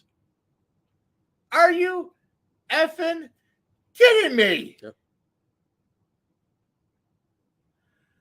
1.5 trillion. And we're paying for it. Taxpayer money. We're paying for it. And I didn't read the bill. Neither did a lot of them, because you know what? The bill was completed 12 hours before they voted on it. There's no time to read it. And it was 2,100 pages long. Not 21 pages. 2,100 pages long. Yep. There's no way to read that. So, guy knows what else was earmarked in there for this bill. There's a doctrine. I don't know if it's a doctrine, whatever, called Lend-Lease. Yeah, the Lend-Lease Act. It was famous during World War II. So I don't know if the 13.6 billion was part of the Lend-Lease, right? Which I doubt it is. But basically, Lend-Lease means we're going to lend you X amount. Weapons, ammunition that total this amount, and you're going to have to pay it back eventually. And then we forgive you anyway. And you don't have to pay it back. We do it with Mexico all the time, but whatever. We did it with Russia during World War II. Yeah. We did it with Britain during World War II. Yeah. We did it with France. Go ahead. Yeah. And they never paid it back. I never paid it.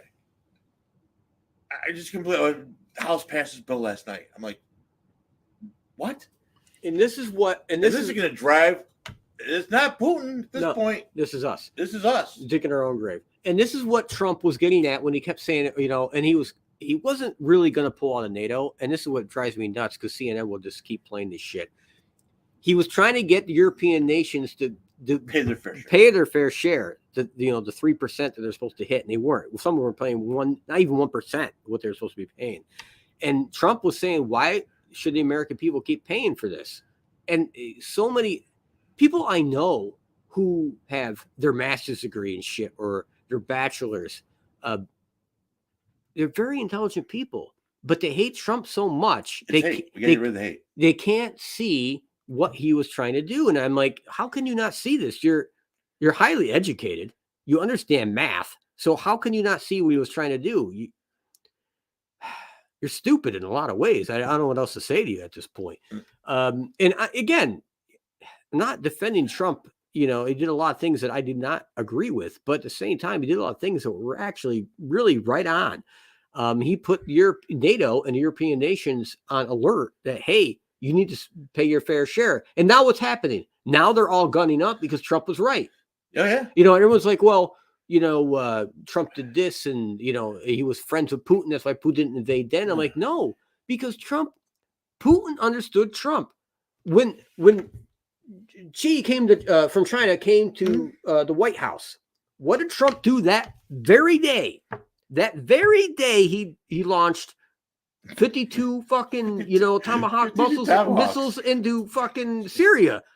And he was showing Xi, I'm not a person to be fucked with. You fuck with Taiwan, you're fucking with me. Yeah. He said that, and Putin saw that too. Putin's not stupid. He's not a dumb man. You don't stay in power for 30 fucking years if you're stupid. And he saw it. He's like, holy shit, this guy ain't fucking around. He kept everybody in line. And I don't understand why people are so fucking stupid. They can't see that. Trump puts crazy in the room. Yeah, he does. He's like, fuck it, I'm just as crazy as you. You want to go this way? I can go this way. Reagan was the same way. Reagan put crazy in the room. Yeah. And that's what makes them great. That's what makes them great. And it's, oh my God, it's like, how can people not understand this? You're fucking stupid if you can't. And so you got Biden, who's weak. He pulls out of Afghanistan in the middle of the fucking night. What do you think is going to happen? Putin saw us a fucking week, you stupid fucks. Of course he's going to go into Ukraine. I predicted this. I said this was going to happen. And I said this about, the Ukrainian leader. Everyone's like worship him like a fucking god. He's not. He's a guy that puts his opposition in fucking prison. He's a guy that controls the media in Ukraine. To pretend he's not he's a little bit better than Putin, but to pretend otherwise, you're a fucking idiot because you're not doing your fucking research. Okay. And as far as that goes, I get, and this is so the pot calling the kettle black.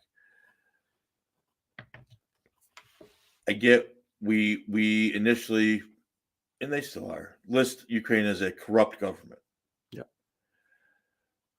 But I propose the question that we can't look much better to the outside world. No, of course not. We stick our nose in shit all the time. We looked at, and we are. Yeah. Don't get me wrong. Yeah.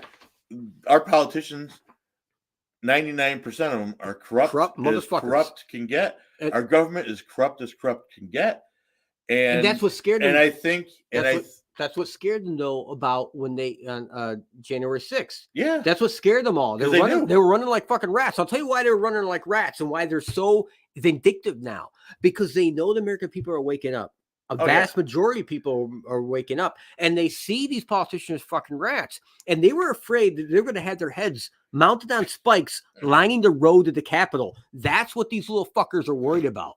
All right. Now, I'm not promoting violence. I'm just telling you, this is what they were fucking worried about. Yeah.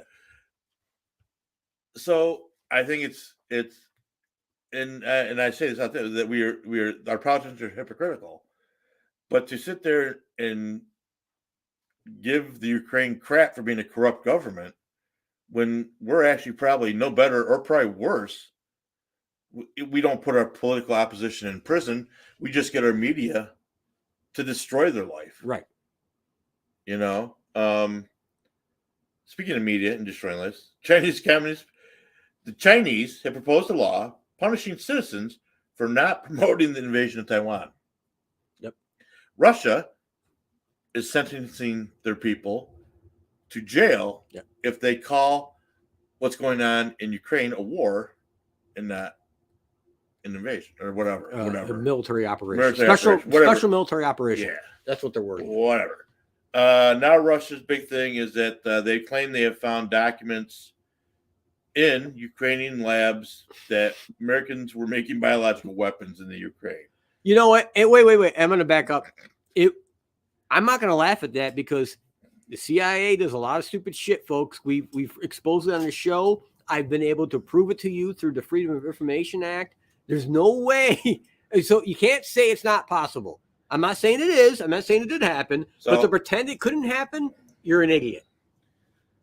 Well, anything's possible. Anything's possible. But also keep in mind that these biological labs, even labs in the United States, have a certain amount of material that would be considered biological weapons. True enough. Because they do testing, they do it to set standards, they do it to compare against, and you can easily manipulate paperwork that you might find at a lab to say, well, they have all these biological weapons in this lab, and so that's that. Sean Penn's an idiot and still remains to be an idiot. Grain prices is highest in 6 decades. Grain. Well, yeah, because Ukraine has a large export of grain. So food shortages, if they're not here, they're coming. Way. I said that. I predicted this 2 years ago. I predicted a few food shortages. Remember, I did. I did. It goes back to the doing what's right versus what's feeling right. Going to Venezuela to get oil, going to Iran to get oil, going to the Saudis. Saudis are probably the lesser of evils. Yes. Because they just have Sharia law. Even though you can't be a woman and walk out in public. They just have Sharia law. Sharia law is tied to religion. It's a gray area. Venezuela, Iran, you can't be going to these fuckers with your hat in your hand for that. I will say this: the one bad thing about the Russian ban is the Russians make great porn. But go ahead. As an upside, Nancy Pelosi called the President Zelensky of the Ukraine and to talk to him. And she also wanted to let him know that Billie Jean King sends her regards. So this is women are a great week or something or month. Whatever. So at one of the events in Washington, Billie Jean King was getting an award. She was with Nancy Pelosi.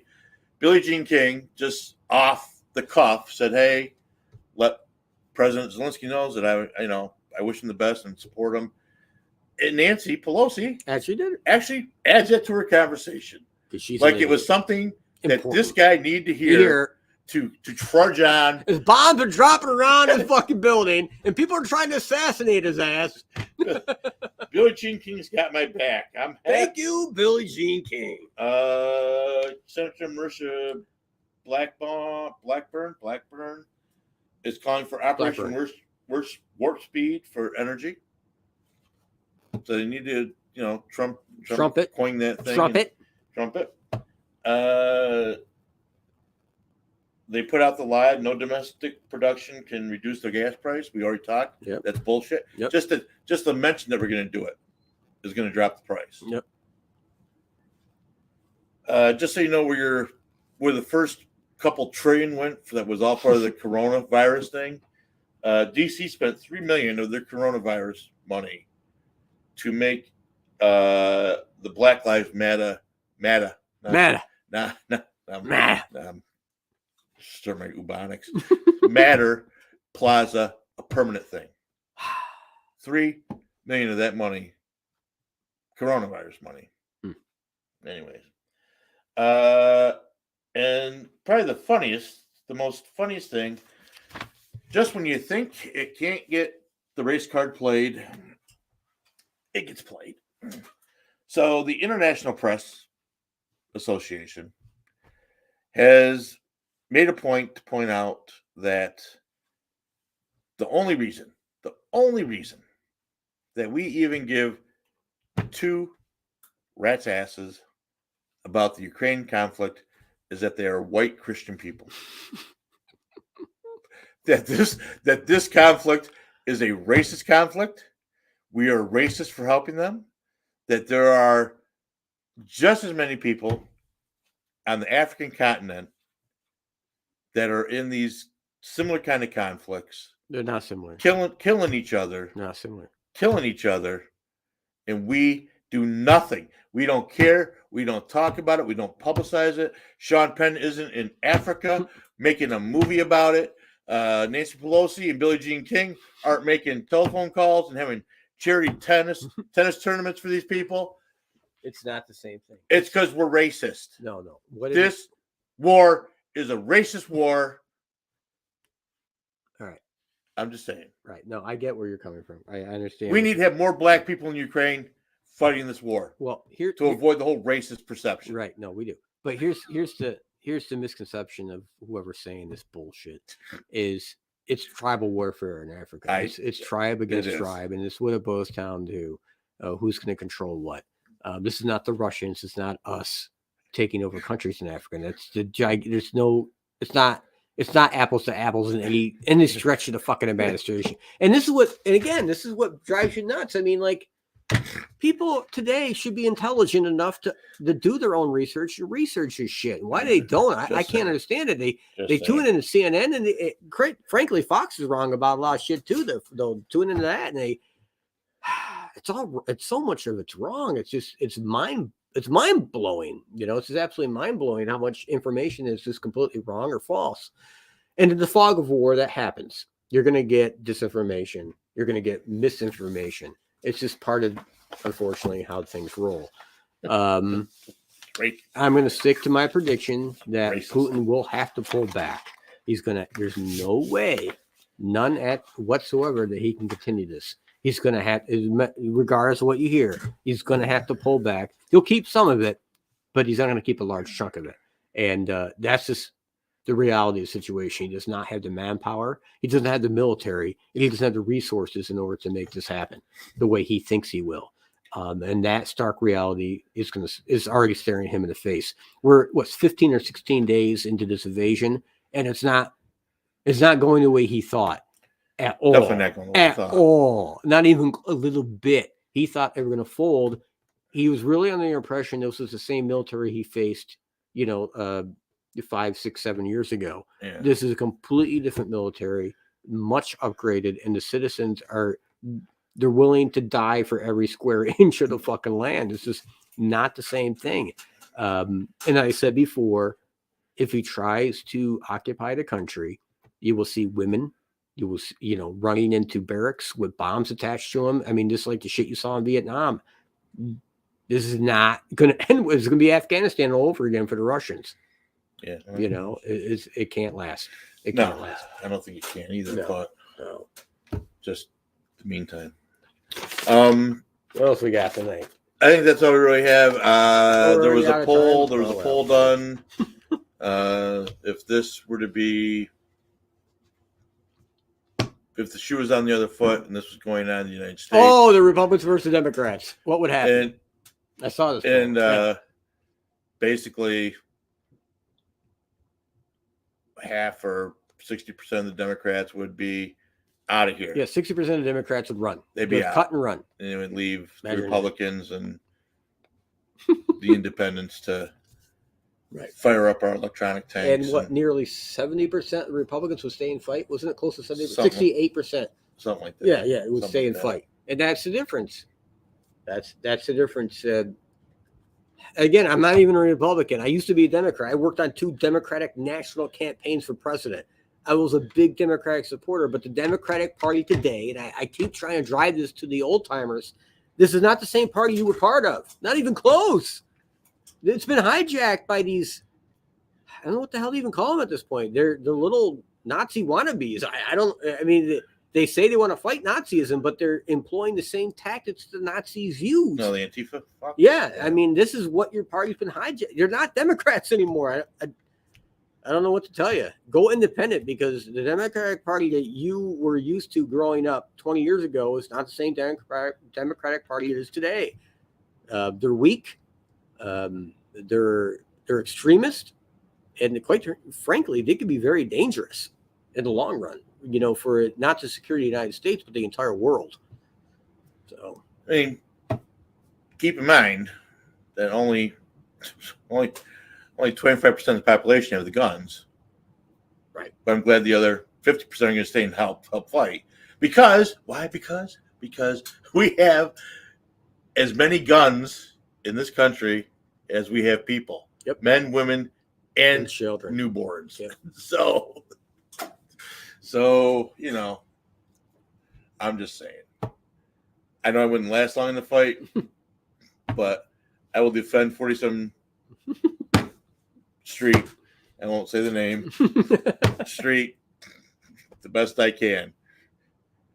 It wouldn't hold up long under 50 cal fire, because that foundation would just crumble to shit, but we do what we could. That's all I got. We'll keep an eye on things. Yeah. We'll update. It's just great that we just need to stop. We need to put aside the hate, put aside the partisanship, put aside the personalities, and take a look at the raw facts. And not only that, and if we could do that, right? If we could do that, it would be so clear that a change needs to happen. Yeah, and I think, and God, I hate using this cliche, but you hear it over and over again over the years. Be the change you want to see, and I think that's very true. If you want to see change, you got to be one of the people to say, "All right, I'm gonna think differently. I'm gonna change."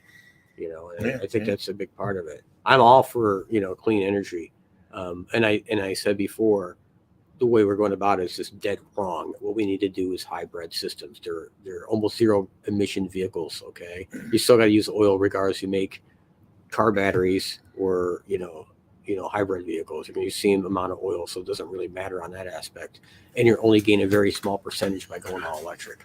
So, really, the correct way to go about this is a hybrid system. Don't push these electric cars on people, because it's going to our infrastructure is not set up for all electric cars. I can look at the transformers on my street here, and they're 20 years old, 30 years old in some cases. They're not going to be able to support that kind of power output. if everyone on my street had a fucking electric car. This is just, again, common sense. We got to be realistic about what our goals are. I understand, you know, you got John Kerry running around saying the world's going to end in 10 years. That's okay. Maybe he's right. I'm going to say he's wrong. Okay. Yeah, we're going to have some incredible, you know, issues with the environment. I think anyone with a brain understands it at this point, but trying to go all electric at this point with a drop of a dime and not being ready for it is not the right solution either. And that would actually lend to worse chaos and more human suffering than needs to be, in my opinion. So the Green New Deal is just a scam. Oh God, yeah, it's a scam. Yep. I will tell you, this is like the medical field.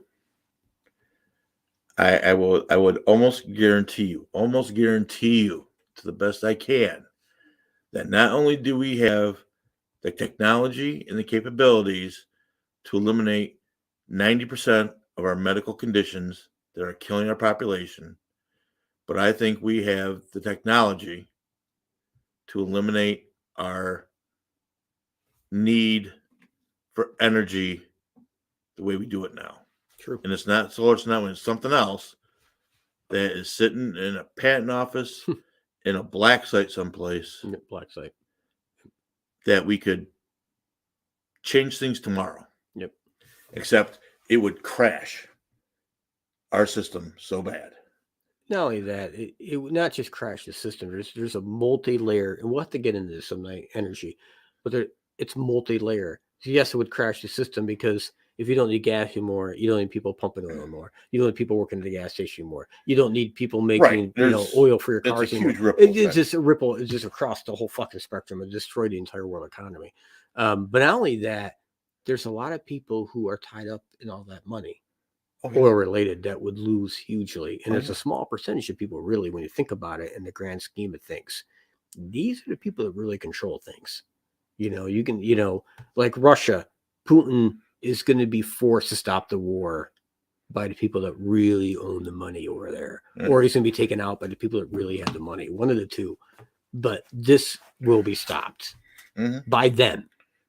One way or the other. By them. Not by us, but by them. Yeah. And I'll give Biden credit for this, by the way.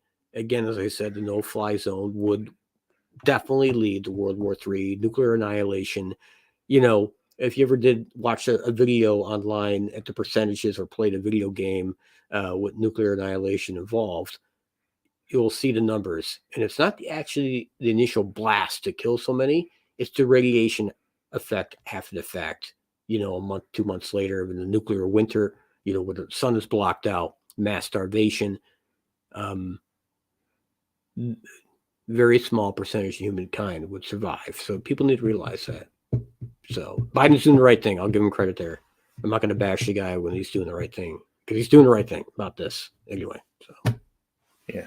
I think in the grand scheme of things, he is. So anyways, on that note, we will, so much for an hour show.